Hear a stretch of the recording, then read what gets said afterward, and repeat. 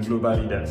My name is Simon Olomu, and I'm your host for the Hult Prize Podcast. Here on Hult Prize Podcast, we spotlight innovation, entrepreneurship, and leaders. This is a platform for bold ideas, for leading questions, and for stories of resilience and grit. So, watch this space.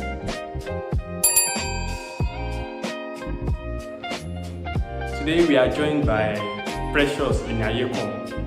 She's a visionary builder at the intersection of education, technology, and youth empowerment.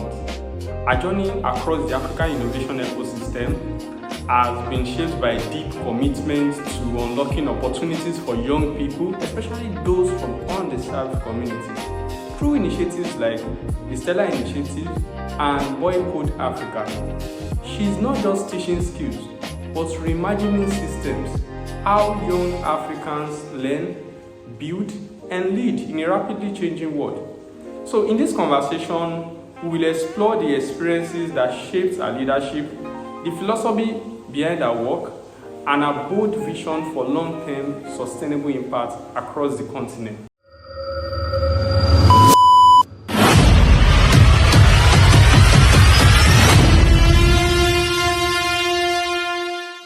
We've been recognized as one of Nigeria's finest educators, and we have led various tech and educational initiatives.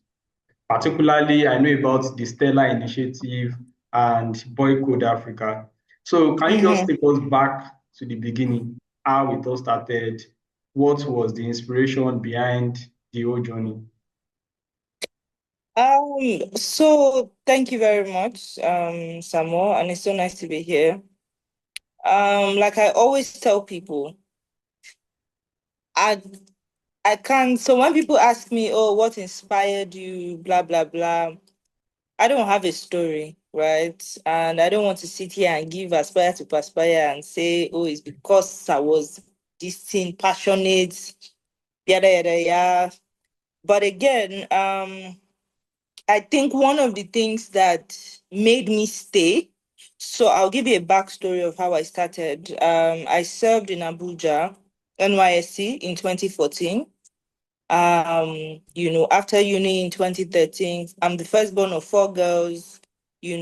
After school, I had to hustle, start selling. I started selling fashion items and all of that. 2014, I went to Abuja to serve. 2016, because as of 2014, I'd already told myself I was going to settle in Abuja. After NYC, Abuja is cool, fun, and just settle there. But 2016, I had an issue that had to take me out of Abuja back to Lagos. So when I got to Lagos, for me, and I say this with all sense of humility, it was an instruction, and the instruction was simple. Just put together an event that brings together young people from age, as at the time was age 15 to age 18 at the most, at the very, 15 to 18, talk to them, bring mentors that were building something then, just come, organize a program and just speak to them, right? So it wasn't like at the time, this is 2016, I was not active. I was not even on Instagram, right? So it wasn't like, oh, I knew what non-governmental organization was or what non-profit. Now you use the word, people throw the word around. At the time, I didn't know what it was. I just wanted to obey the instruction. But what made me stay was the passion to give young people access. I grew up in Okera. I don't know if you know where Okera is. It's in Ogba. It's a place in Ogba. And you see a lot of brilliant young people. I was also brilliant. My sisters were brilliant. But somebody took a chance on me, but most people didn't have people like that in our community. I had a woman that was not even family that gave me my first experience, About the meat pie we brought it home. And that meat pie, we were pinching it small because we had never had something like that before. That's how I grew up. So, but because someone took a chance on me, it was easy for me to come out of that place. A lot of young people didn't have, that kind of thing. So what kept me on the path of TSI was the passion and the hunger to see a lot more people come out from, underserved communities. So that's my story. I didn't start out of, but in fact, when I started, I didn't know what I was doing, and that's the honest truth. All right, so I think that's a good one. If there's anything that I could pinpoint from that was the fact that you wanted to actually give access to young Yeah. persons, and that was as Hmm. a result of the way you were brought, the way you grew up, Yeah. and like Hmm. so it was a tough one according to what you said, and you basically want to change that kind of narrative for other young Other persons. people. Yeah, Yeah. so Yeah. talking about access, I would say that Nigerian youths, from my own perspective, I would say that Nigerian youths solving a problem of access for Nigerian youth is actually very, very important. And I think you are solving a very nice problem. So that being said, Thank I would just like you to tell us some of the early challenges you faced, particularly for TSI.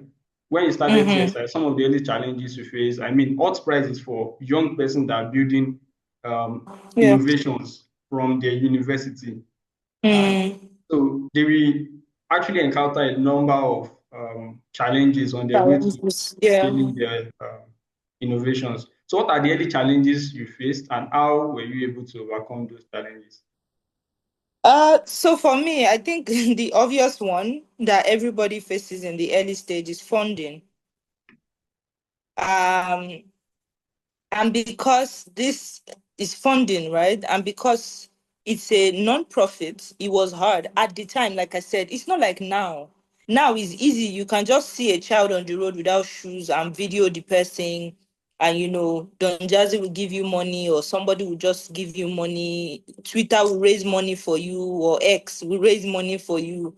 But then it wasn't like that, right? Instagram wasn't it wasn't the Instagram, like we didn't it wasn't a tool for that kind of thing at the time. So we had funding issues, right? We had to do double of the work that we're doing now. As in, it was so bad at that time. I would sit down with my team and we're like, okay, we'll start calculating. If one person gives 1,000, how many thousand will 30 people give? We became mathematicians because of funding. So we tell ourselves, okay, you talk to 20 people at least, bad as you bad, 5 people will give you. You talk to 2 people. We had to drop our salaries at the time. Some of my team members had to drop money, tax their family members. So it was a lot. It was a lot, right? And funding was a major issue. Also getting volunteers, right? Is volunteering is not now volunteering is fun, is hip. People want to volunteer. You see chess in the slum, people want to volunteer for chess in the slum. That time it felt like a lot of work getting the right people. So I feel like funding basically was the major problem, and also structure and systems. Well, in hindsight, I see that we had a structure problem, but the basic issue we had was funding, because again, without funds you can't hire people. Without funds you can't even grow as the founder, because you have to learn. There are some courses that are taken after that time, that has made me better. TSI will be 10 years in December, Wow. and that's 10 years of my life, giving and giving back. And we've evolved. So, but the major issue we had as at then was funding, and getting the right people to volunteer. Then it was just people that were passionate. Now you can say, oh, I want to volunteer for content creation. I want for data. I want for social media management. But then if people come and say, I can only lead projects, you will accept them like that. But we couldn't hire for skill and talent. We just got volunteers, which was great. But yeah, funding was a major issue for us at the time. All right, so thank you so much. I'm still coming back to the issue of volunteerism, but I would Yeah. like to pinpoint the fact that you mentioned something about funding difficulties. And I mean, if there's anything I see from the way you spoke with me, from your conversation, I actually see passion on a more serious note. I'm seeing passion because it takes to run an NGO is passion. And we have different kind of business. We have business of your problem. That is, okay, probably, yes, we have business of your problem. You want to solve a particular personal problem in a way that is also going to benefit other persons. And we have the business of passion, right? And in most cases, people that are running the business of passion, they are, let me say, you might be the best at what you do, but you might not be the best in the real context of it. Simi knows how to sing. She has it naturally.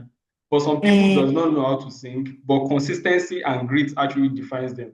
So with this conversation, I'm seeing passion, I'm seeing grit, and I'm seeing consistency. So you also mentioned something about calculation, funding difficulty, and all that.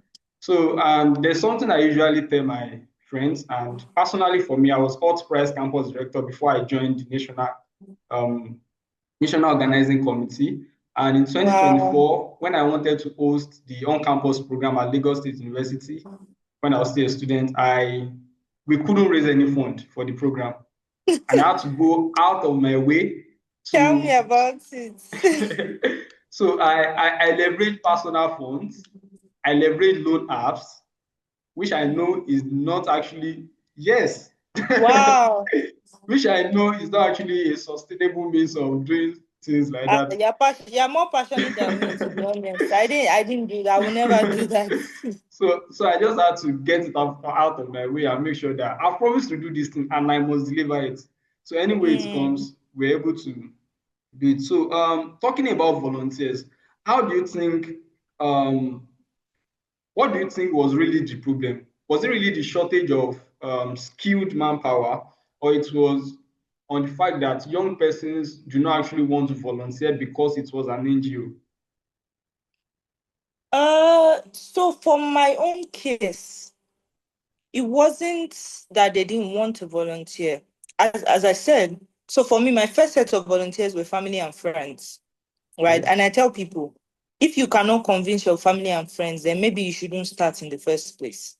I was lucky because I had, yes, they were not skilled. Like they were skilled in different, for example, the first volunteer I had was a graduate of electrical engineering from Leeds, in the UK. As at the time, he was the only one with masters in the and the masters was a UK masters, not a Nigerian masters. So do you get bored? He was an electrical engineer or a biochemist, I can't remember, but again, it wasn't a skill that we needed at the time. We had another person, we had graduates, we had people, but they were like career people, they were like corporate people. Do you understand?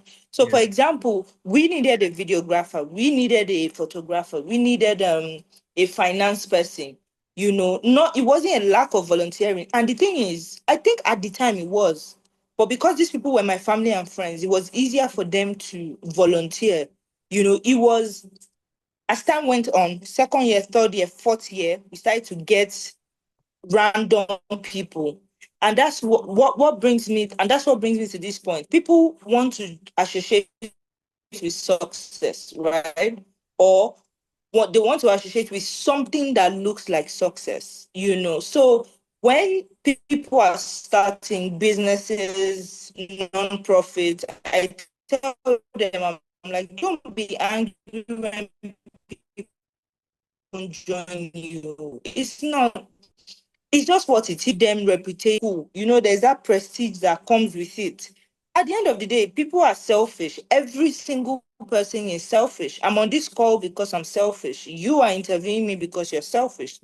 Every single person is selfish. It's just the level of selfishness that is different. So you have to build.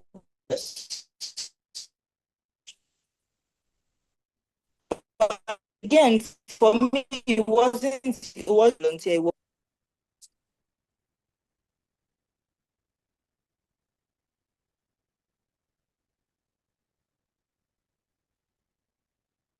Can you still hear me? I lost my network for a while, Can you hear but the me? last thing I heard was when you mentioned that everybody is selfish. That you're on the call because you are selfish, and I'm interviewing you because I'm also selfish. And I think that's Oh a yeah. very... So I just said selfish. It just depends on the degree of selfishness, right? Every single person is selfish. But at the time, it wasn't for a lack of volunteer. It was just getting volunteers for the right, position at the time, Okay. But my family and friends supported. Yeah. All right. Thank you so much for that. So I love this question I'm about to ask you, and I think that any response I'm able to get from this is going to be my own personal take home. I mean, there is actually, let's say, inclusion. Talking about inclusion, like ladies or women actually likes going for anything that pertains to ladies, right? They want to include women. They want to, yes, I don't want to. So yeah, they want to include women in anything they do. Like there has been a lot of initiatives, She Code Africa, um, a lot of other initiatives, even in the She cybersecurity can code, ecosystem. she will code, she has Yeah. coded everything. Yeah. So yeah, and though there has always been a lot of opportunities like that for guys, let me say for boys too. So, but what was the major motivation? Or I stand to be corrected actually. So, what was the major motivation for a lady, or let me call you a woman, going into the guys' space, wanting to include the guys? So I feel like for the longest, yes, there's been a lot of female initiatives, right? Rightfully so. We needed that. We needed that revolution. We needed that salvation in quotes, because for the longest, boys, as men have had to, get a lot of things. Women have had to struggle for a lot of things. Girls have had to, be neglected and all of that. It's just a whole last conversation, right? But the reason I went into it, because again, we are trying to bridge a gap, but unknowingly we are creating another gap, right? And if we're not careful, the same thing we are trying to solve for the girl child will eventually become the same thing we'll be solving in future for the male child, right?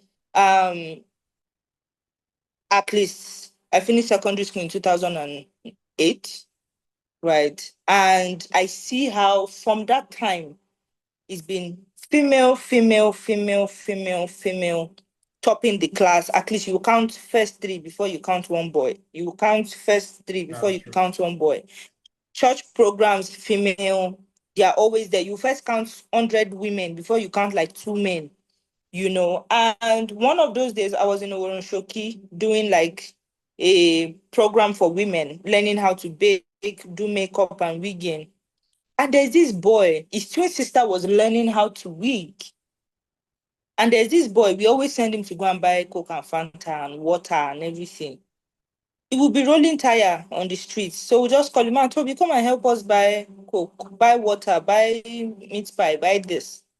And one of those days, the boy just said, ma, Miss Precious, when next I come to this world, I'll be a girl. It's because girls get everything. He said it in Yoruba. Girls get everything. And it felt like at that point, because again, I'm a Christian, and I feel like my journey, God has actually directed it, right? And that day it felt like, when they use bell and ring bell on your head. And I looked at the boy, I looked at his twin sister. His twin sister now, she knows how to wig. She started saving money, doing all this ajo. They will save. This boy will go and steal it. She will gather the money, she will save it, he will go and steal the money. They are the same age. He came out first. His Taiwo, she's Kende. They are the same Yeah. age, the same year, the same day, but their experiences are different.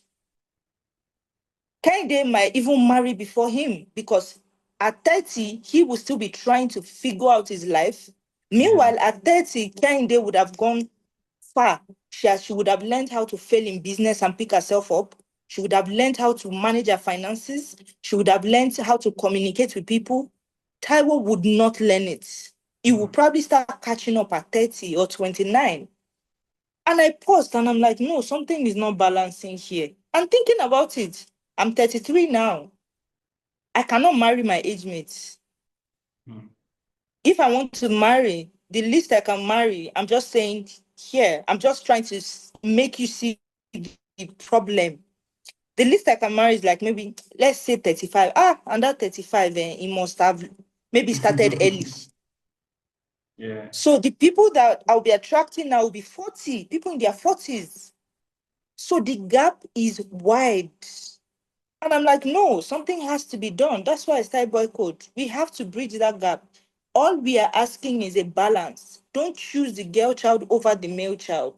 Balance it up. Because I've gone to apply for funding and they're telling me, oh, no, we don't do boy child, we do girl child. I'm like, what are you talking about? So it's the balance. Check your circle. Even in church exam, they will call first three. No guy will be there. First position, female. Second position, female. Third position, church exam, or CRS and CRK, church. Mm. Because again, the women are being paid more attention. The girls are being paid more attention. You you see two people at the bus stop, in traffic, like they're stranded. People naturally pick the female over the male. And they just tell him, go and figure yourself out. How is he supposed to figure himself out? How?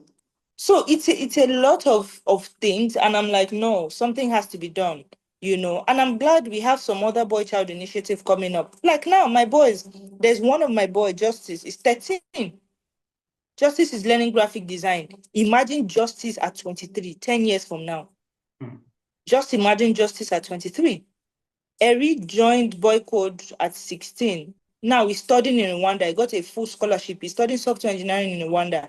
Imagine Eri at 26. And before Rwanda, he got an internship at Number. Number used to be Kudi. I know you know Number. It's a fintech company.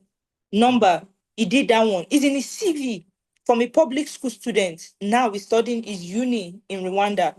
Two of my boys are in the UK. 16, 17, 18. One of the boys got into oil and gas firm. His base salary is 550,000 naira. Mm.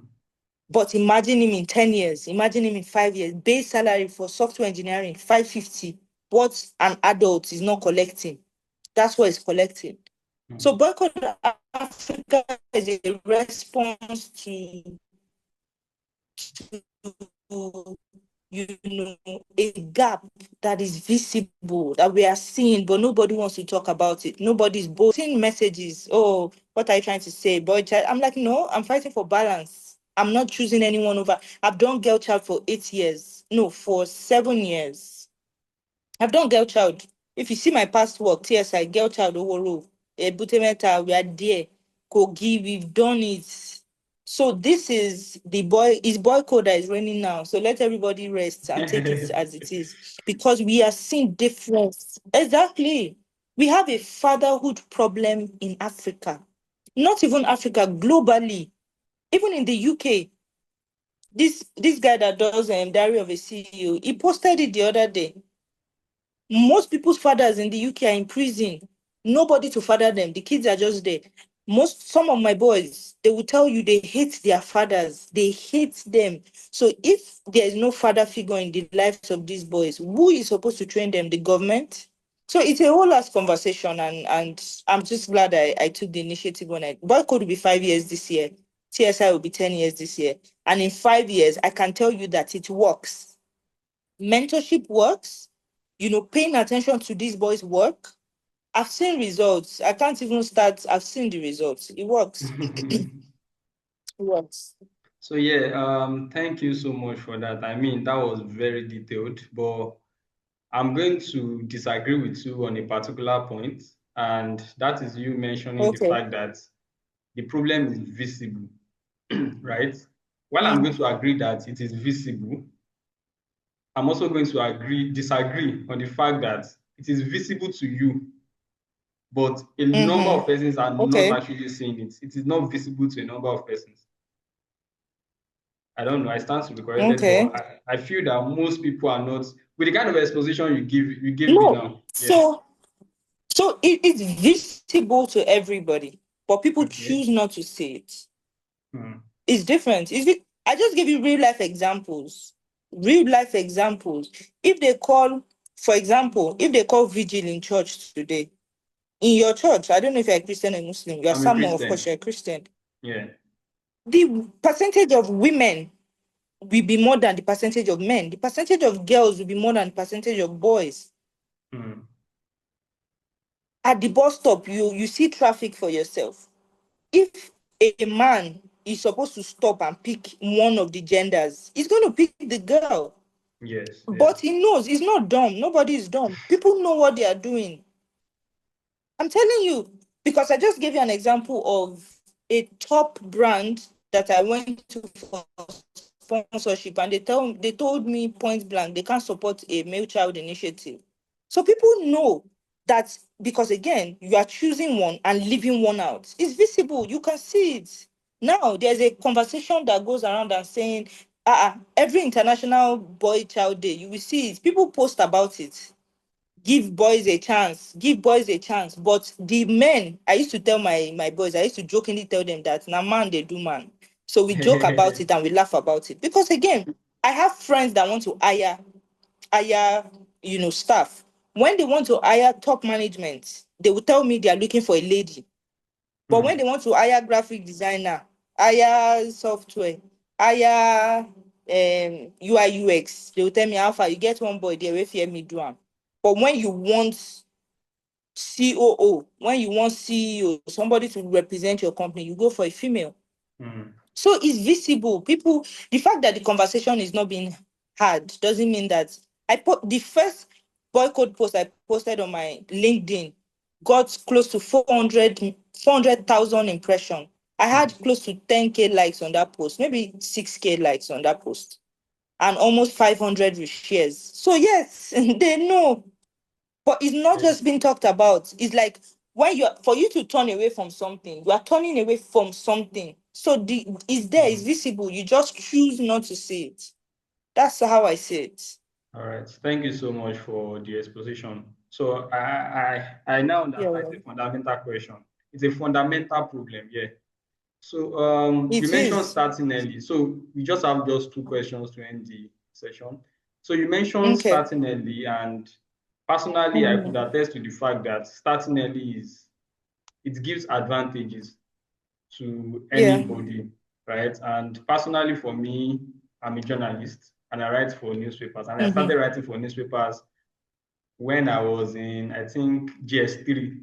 I appeared on Punch Wow. newspaper, yes, in GS3. That's So so I did good. not really know the importance of what I was doing then, but I was just doing it. Mm, So, and then you mentioned some of your boys that are able to start early, and some of them have traveled abroad, and some of them have gotten a number yeah. of job opportunities. And so, what do you think are the importance? Probably just one or two importance of starting early to any young persons, to innovators, and like. Starting early just gives you more time. That's all. Because I'm a firm, as much as I believe in starting early, I also believe anytime you wake up is your morning, right? Mm. I believe, because again, I've seen people start early and the end of their lives, they miss it at the end. So it's usually not about starting early. But what starting early does for you is it gives you time. For example, there are some mistakes I cannot make at this age now. People will call it stupidity. But if I'd made those mistakes when I was 18, people will say, File is learning, she's learning. So it just gives you more time. It gives you more time to make mistakes. It gives you more time to fail. And the more you fail, the more you gather data to improve. The more you fail, the more you gather data to improve. That's just what it does. All right. Thank you so much for that. So the last question is for emerging entrepreneurs and innovators that want to build in the Mhm. space of technology and let's say social impact. So what are the Yeah. advice you can give them, especially to those starting with limited like access to resources or funding yet? The advice I will give, first of all, starts, right? Okay. Secondly, Secondly, you are not without anything. You know how people say, I don't have money, I don't have. You shouldn't start a business or an enterprise with money in mind. Look at people around. See, because people are the doorway. I just told you how I started and my friends and family were the first. I have hacked. I have hacked. So I don't know if I should say this, but learn how to use people without using them. Learn how to use people without using them. I have hacked it. There was a time in Boycode, we didn't have one shingban like this, we didn't have. And I'm like, we need tutors. Tutors have to teach these boys, but I can't pay. I can't afford to pay. Guess what? I started writing to CEOs. Please, can you give us 2 hours of your time twice a week? Can you do this? Can you do that? And guess what? You never know if you don't try. You never know if you don't try. Money is not your limitation. Start. That's the first advice I'll give you. Secondly, learn how to use people without using people. And what I mean by that is check around you, your family and friends. Who can you speak to? Because again, and the third advice I'll give you, you have to be shameless. Because a lot of Africans or a lot of people have shame. So they can't really succeed in life. Right? What if he says no? But that's the worst that can happen. A no, N-O, 2-letter words. You move to the next person without shame. So learn how to throw your shame away if you want to build. The other day I was telling my friend, I saw Otedola dancing with his books, marketing his book. And I'm like, if Otedola doesn't have shame, you have no excuse. You don't have one error and you are still proud on top of it. You have shame, you don't have one cup. I'm telling you, what's the worst that can happen? Don't do it perfect. Do it afraid. When you feel like, oh, this product is not perfect. For example, maybe I'm making chocolates and I taste it and I say, it's not perfect, but I don't have money to continue. That imperfect chocolate, take it to 5 people. Oh, I just worked on this. Please help me test it. Let me know. Give me feedback. Let me know you already know where and where you need to improve on. But get them, you'll be like, oh, okay, let me know. From there, you've won their hearts. They're like, oh, she's improving. Don't wait. See, my mentor would tell me something. It will say, when you are ready, you are late. You are already late. When you are ready, oh, now I have money. Oh, now my staff are complete. 1 million people have taken that idea. Guess what? They might even bear the same name. You are waiting for 2 years to be ready. So don't be ready. Just start. Learn how to use people without using people. Throw away your shame. Be shameless. This 2026, be shameless. I still had a conversation with my friend today about how people that are making money, making it in life, are all those content creators that we used to drag back then. See them now. They are the ones that they will call to come and speak at events. They are the ones that they will call to when they have big transaction. You are intelligent, you are brilliant, but you are quiet because you have shame. You have a name to. I have a name to protect. Yes, don't do illegal things, but speak out. Let's hear your voice. Let's see your face. So yeah, don't be ready. When you are ready, you are already late. We have already gone. Because I started very imperfect. If I show you my picture, now it's 10 years. So imagine I had stopped. 10 years will still come, but I wasn't consistent. But now 10 years have come and it still met me doing the same thing, improving, getting better. 5 years ago, there was no Boycode. Today, there's Boycode. 5 years ago, I had not gotten some awards. Today, I have them. 5 years ago, from this same TSI, I got a free master's program from Rome Business School, free, 100% scholarship. I didn't pay a dime. So when you are ready, you are late. Start very unprofessional. If you don't know what you are doing, keep at it. You will learn on the job. That's the advice I have to give. All right. Thank you so much for joining us. And aside from this Thank being you a for podcast, having me. I actually learned a lot. I actually learned a lot from this too. So I took some Thank notes. you for having me. Thank you so much for joining. Thank you. Thank you for having me. Enjoy the rest of your evening. All right, you too.